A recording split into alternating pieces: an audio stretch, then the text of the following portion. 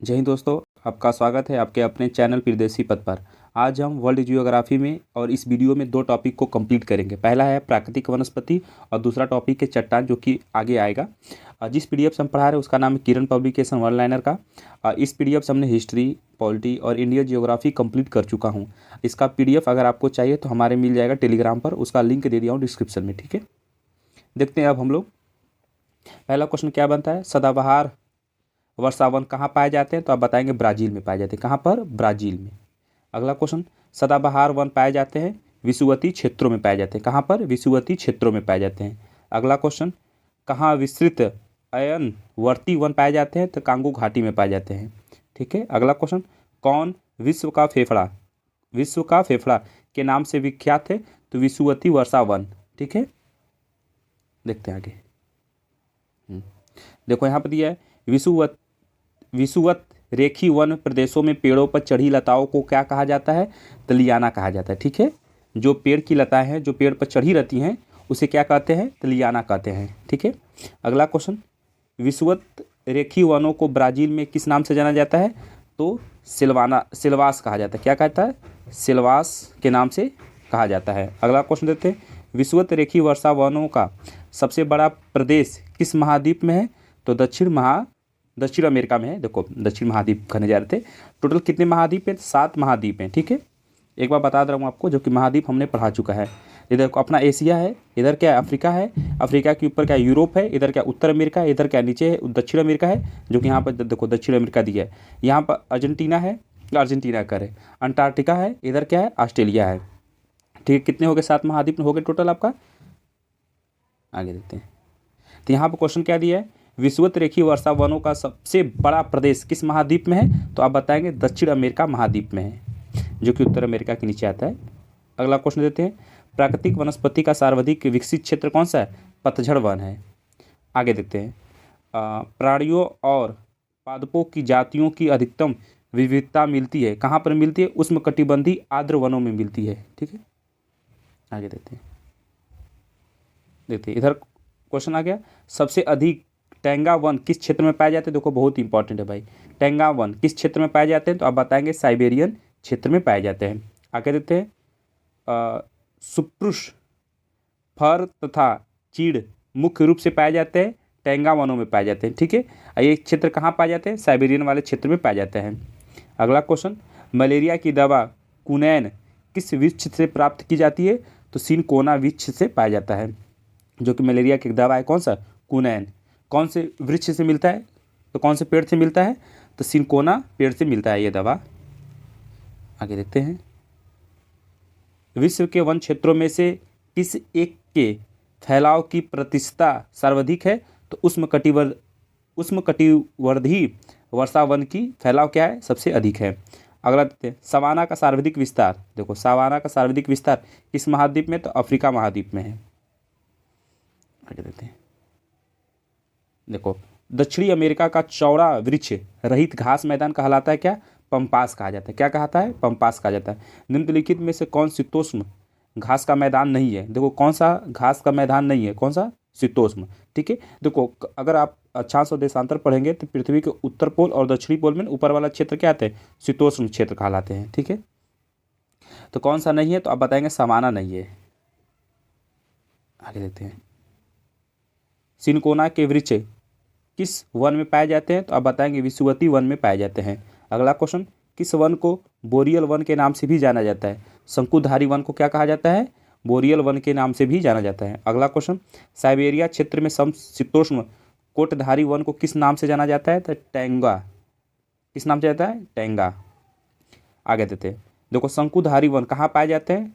शीतोष्ण क्षेत्र में पाए जाते हैं। ठीक है,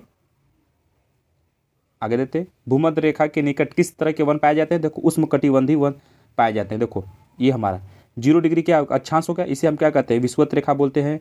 कहीं पे विषुवत रेखा लिखा रहता है, कहीं पे भूमध्य रेखा लिखा रहता है, इसी को इंग्लिश में बोलते हैं इक्वेटर। ठीक है, ऊपर जाएंगे तो कर्क रेखा, 23.5 डिग्री नॉर्थ में जाएंगे तो कर्क रेखा, अगर इसके नीचे आएंगे तो 23.5 डिग्री दक्षिण में आएंगे, सॉरी साउथ पोल, हाँ वही दक्षिण, जिसे हम कहते हैं मकर रेखा कहते हैं। ये वाला क्षेत्र क्या कहलाता है?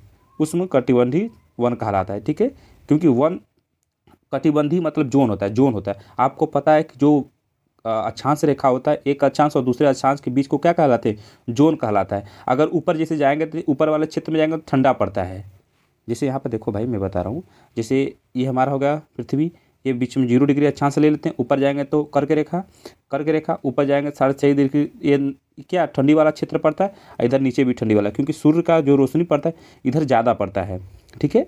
बाकी ऊपर क्या ठंडी, जैसे देखो रसिया रूस उसमें जाओगे, रसिया करें रूस उसमें जाओगे तो वहाँ पर ठंडी ज़्यादा रहता है, ठीक है, और नीचे भी जाओगे तो इधर ठंडी ज़्यादा रहता है। तो वही यहाँ पर क्या दिया है, भूमध्य रेखा के निकट किस तरह के वन पाए जाते हैं, तो उष्णकटिबंधीय, मतलब उष्णकटिबंधीय वन पाए जाते हैं, उष्णकटिबंधीय क्षेत्र भी कहा जाता है। तो वन वही पेड़ हो गया। तो वैसे ही पेड़ मिलते हैं उस मौसम के हिसाब से, देखते हो हर मौसम के हिसाब से ही कोई चीज़ होता है।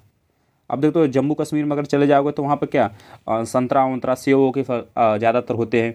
अब गर्मी वाले क्षेत्र में इधर आ जाओगे, जैसे यूपी के क्षेत्र में आ जाओगे, कुछ ऐसे जिले होते हैं जहाँ पर नहीं होते हैं, चाहे यूपी नहीं चाहे बिहार, कहीं भी देख लो ज़्यादा नहीं हो पाते हैं। उस तरह के मौसम होने चाहिए वैसे फल को। आगे देते हैं, डेलबर्जिया जाति किसी से संबंधित है, तो शीशम से है। देखो शीशम का पेड़ जो होता है ना। हाँ, अगला क्वेश्चन, सन 2000 से सन 2005 की अवधि में वन क्षेत्र का सर्वाधिक हानि कहाँ पर देखा गया था, इंडोनेशिया में देखा गया था। अगला क्वेश्चन, पृथ्वी को कितने समय कटिबंधीय में बांटा गया, तो 24 जोन में बांटा गया। अब मैं बता रहा हूँ, आप देखना ध्यान से सुनना। देखो ये हमारा हो गया ना। देखो कर्क रेखा के बारे में बताती है, मकर रेखा जो होता है, सॉरी देशांतर रेखा होता है। देखो देशांतर रेखा इस तरह होता है, लॉन्गिट्यूडनल होता है, ठीक है। अब देखो ये हमारा अगर पृथ्वी की देखो टाइम जोन होता है ना, उसको 24 भाग में बांटा गया, 24 टाइम जोन है ना। अगर पूछेगा सर्वाधिक टाइम जोन किसका है, तो आप बताएंगे किसका। देखो जिसका सबसे ज़्यादा क्षेत्र होगा उसी का सबसे ज़्यादा टाइम जोन होगा, पर आप यहाँ पर समझ रहे होंगे रूस, जबकि गलत आंसर होगा। किसका होगा, ब्रिटेन का होगा, ठीक है। किसका होगा, ब्रिटेन का होगा। ऐसा क्यों, क्योंकि देखो यहाँ पर छोटा ही है, पर इसका कुछ हिस्सा ना, जैसे यहाँ पर एशिया में आ जाओगे तो कुछ इसके महाद्वीप है, तो यहाँ से लेकर यहाँ तक हो जाते हैं पूरा आपके। तो ब्रिटेन का अगर पूछेगा टाइम जोन तो बताएंगे 12 होते हैं, आधा सोचो इसी को। रूस का कितना टाइम जोन है, तो 11 होता है। ये देखो जो देशांतर रेखा होता है, देशांतर रेखा डिसाइड करता क्या है, हमें टाइम बताता है, टाइम निर्धारित किया। आपको पता है यहीं से निकलता है क्या, टाइम जो निकलता है, जो कि लंदन से निकलता है, और यहीं से अपना जो भारत 82.5 डिग्री पर होता है, 82.5 डिग्री पर अगर लंदन से कितने हम लोग आगे चलते हैं, 5.5 घंटा आगे चलते कि नहीं चलते हैं।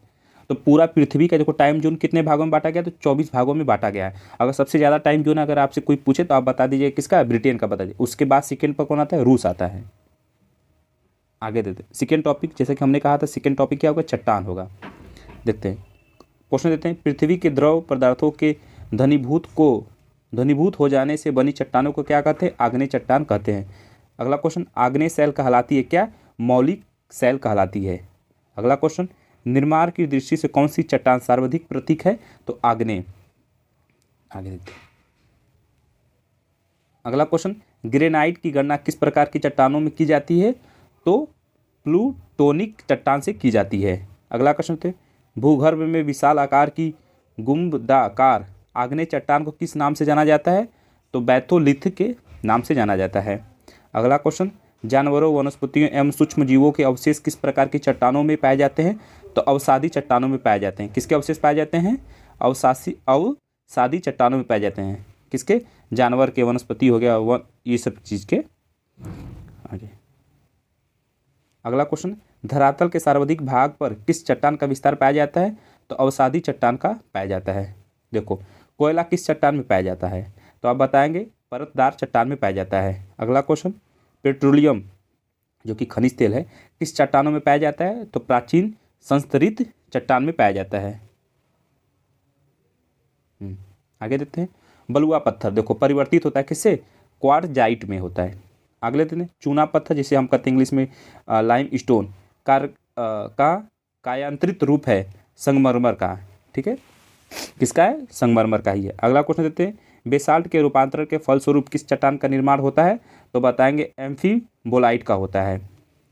आगे देखते हैं, रूपांतरित चट्टानों की उत्पत्ति किस चट्टानों से होती है, तो आग्नेय और तल छट्टी से होती है।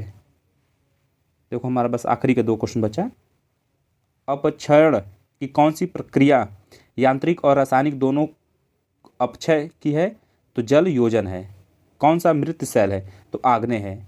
आज का हमारा ये 2 चट्टान मतलब 2 टॉपिक हमारा कंप्लीट हो गया। बाकी इसका पीडीएफ टेलीग्राम पर मिल जाएगा, ठीक है। जय हिंद।